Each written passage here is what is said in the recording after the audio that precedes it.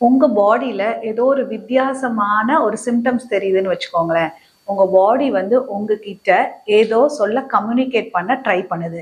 So நெறைய பெண்கள் இந்த இடத்துல தான் நம்ம மிஸ் பண்றோம்.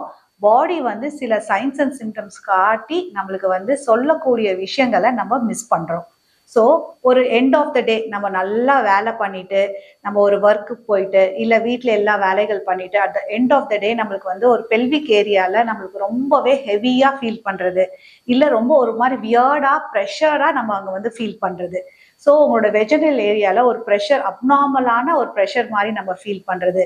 இது எல்லாமே நம்ம வந்து சாதாரணமான விஷயம், இது எல்லாத்துக்கும் இருக்கும் போல அப்படின்னு நம்ம கடந்து வந்துடுறோம். இல்ல அது வந்து ஒரு பெல்விக் ஆர்கன் ப்ரொலாப்ஸ், அதாவது கர்ப்பப்பை இறக்கத்துக்கான ஆரம்ப அறிகுறியா கூட இருக்கலாம். ஸோ யூஸ்வலி ஒரு குழந்தை பிறந்ததுக்கு அப்புறம் நம்மளோட பெல்விக் ஃப்ளோர் மசில்ஸ் எல்லாம் வீக் ஆகுறதுனால நம்மளுக்கு கர்ப்பப்பை இறக்கம் வர்றதுக்கான வாய்ப்புகள் நிறையவே இருக்கு.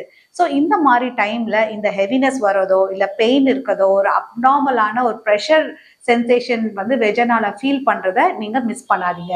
ஸோ உங்களுக்கும் இந்த மாதிரி ஏதாவது சிம்டம்ஸ் இருக்கு, உங்களுக்கும் இதை பத்தி தெரிஞ்சுக்கணும்னா டிஸ்பிளேல தெரிய நம்பருக்கு கால் பண்ணியோ டெக்ஸ்ட் பண்ணியோ உங்களுக்கான சந்தேகங்களை கேட்டு தெரிஞ்சுக்கோங்க.